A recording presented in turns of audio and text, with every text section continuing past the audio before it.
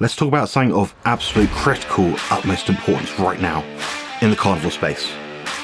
How do we build our stubborn muscle groups in the gym? Okay, it's not that serious, guys, but some of you care, so let's dive straight into it. Anyway, the first thing, frequency of training. So when it comes to training weak body parts, frequency does actually play quite a crucial role. Now, generally, most people see the best results training each body part something like 2 to 4 times per week. And you're going to say 4 times per week, isn't that overtraining? Well, it depends how much volume you're doing, which we'll go into a little bit later.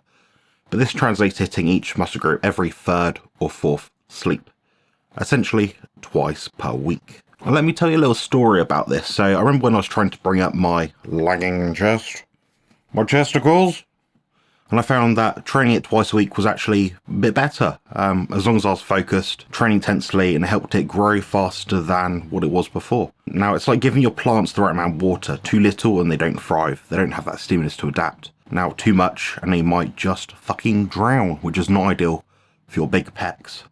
Now, finding that sweet spot of frequency makes all the difference. I'm going to go into that throughout this whole video.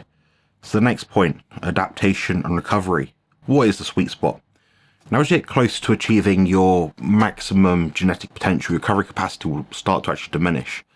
You think of it like a bucket. You've got all this stuff you're chucking in more and more, but your bucket remains the same.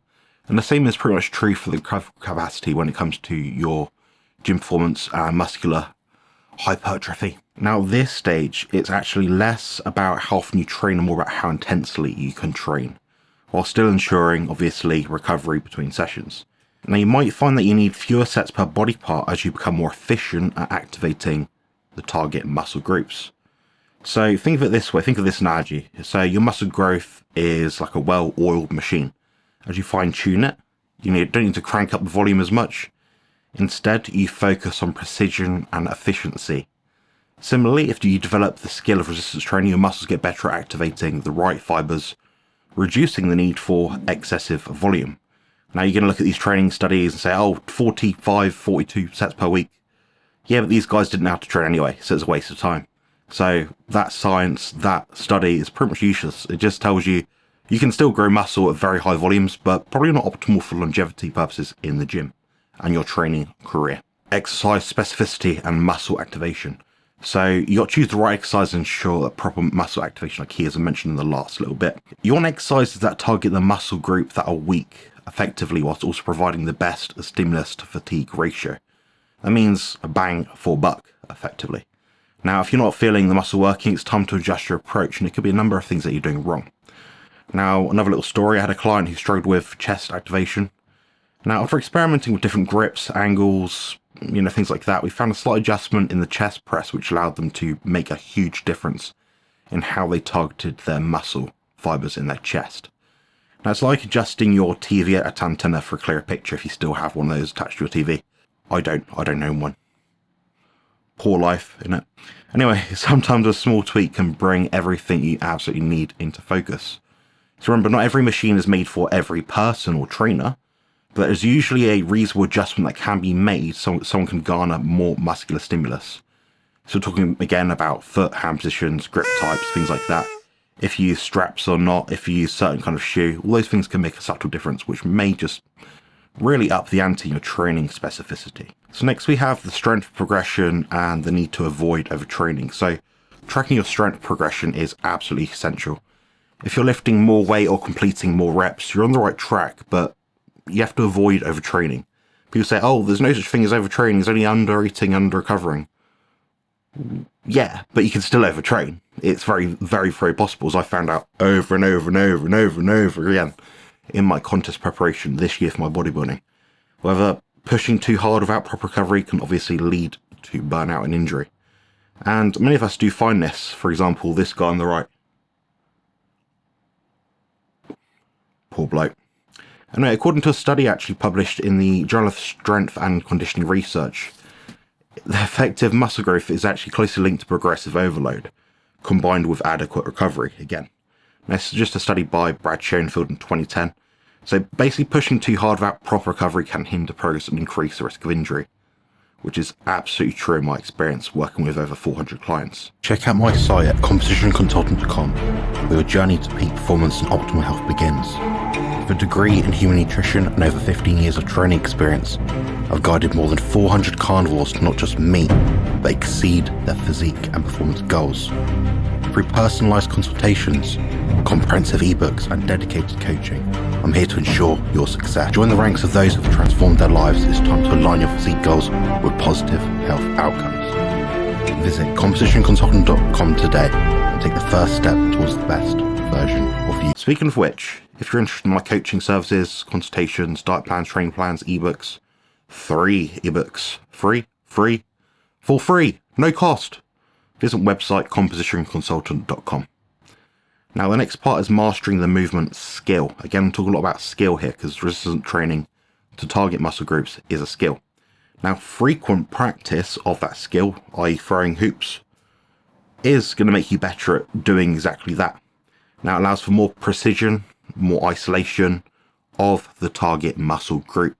So over time this increases muscle tension and stress, and this also, so over time this actually increases the muscle tension and stress, which improves your results in turn. And I remember back quite a few years ago I was doing leg presses, struggling to actually activate my quads. But what I actually eventually did was I focused more on my form and gradually increasing the weight. Now this started to feel more appropriate for the burn I was going for. Now a burn isn't everything, but it tells you with pretty good instance that what you're doing is effective in the target area, in my case the quads. So it's all about refining your technique to ensure the target muscle group is doing all the work it has to, and eliminating all the ancillary movers if at all possible, or as at least best you can. Now one cue I actually found particularly useful was to perform an isometric hold at the stretched or lengthened position of the leg press. So when your knees are right up here and you can't breathe, pause 2-3 seconds, don't move it at all, make sure it's a dead stop. And this actually removed the inertia and enabled my quads to activate from the get-go. And I rated this as extremely effective for developing my thighs. Now there's the bodybuilding versus weightlifting sort of crowd. So as bodybuilders, that's what I'm sort of targeting really of this video. Our aim is to sculpt and refine our physique, not just to lift heavy weights. So you should focus on muscle growth and definition, not merely on lifting more. So whilst you're trying to progress with overload, you're not trying to progress for the sake of progression in overload. So everything has to be standardized so your technique is the same from set to set to set. Again, eliminating or removing or at least mitigating the risk of injury, and also making sure you're targeting the right muscle groups. Now remember, a bodybuilder's job is to sculpt and not just to lift. So you've got to embrace this mindset and focus on perfecting your form time and time again. There's never ongoing evolutionary process we go through as bodybuilders. Now, your technique is going to be absolutely imperative to build the weak areas effectively. So you might have heard of Lee Haney, 8-time Mr. Olympia. He may not have done, I don't know why, but he's famous for the quote, "Stimulate, don't annihilate," which has been my mantra for a very long time. And I found that to be the case again with my bodybuilding contest preparation. You can't overdo it, then say, oh, it's fine, I'll just rest a bit. Look, no, get it right the first time. That's what's important. I'd also suggest getting the right expert guidance and resources. There's lots out there online. A lot of it is a load of crap, to be honest, but if you're looking to optimize your training further, consider my coaching services. Honestly, I offer personalized guidance to help you maximize your results through tailored resistance workouts. I don't use secondary third-party apps to make my programs for me like most of coaches do in our space online. I write it by hand like a real fucking man. And it takes me time, and I take into account all of your personal considerations, data, information that you provide me with. So together we'll make sure every rep counts. So you can actually send in your video performance. I can analyze that. I can tell you, do this, try this. You'd be quite shocked. I've been working with people that are trainers in the field for 40 plus years, and I've really sussed out their training style and inched it closer towards something which is much more optimal in my opinion. So get in touch with me there through compositionconsultant.com. Otherwise, you don't talk to me, that's completely fine. I'm not the most easygoing guys apparently, well, according to nasty people online.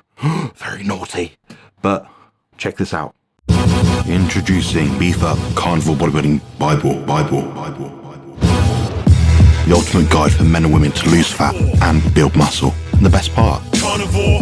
It's only $12. Don't miss out on the most detailed resource available. Get a copy now at compositionconsultant.com. So from heaps of feedback and testimonials, I've got to say it's probably the best resource out there in this space right now for fat loss and muscle gain. Get your copy and start transforming your physique today. Do not wait. And if you found this video helpful, give it a thumbs up, subscribe for more tips on building muscle and refining your physique, and I'll see you in the next video. Cheers for watching. And for anyone wondering, yes, scientific references will be provided below in the description box. Check them out as well. Cheers. Build muscle and lose fat on the carnivore diet.